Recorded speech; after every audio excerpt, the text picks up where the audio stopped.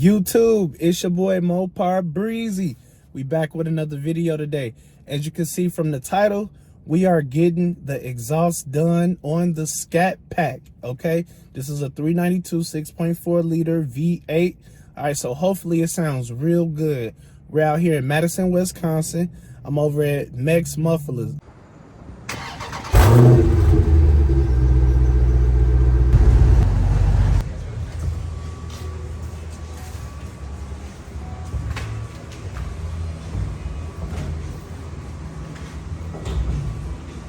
Thank you, boss. So we still got the factory converters here. We still got our X pipe.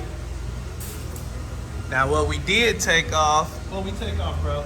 Resonators and the two mufflers. And the two mufflers. Okay, my man got me right. Let's check it out. Yes, sir. Yes, sir.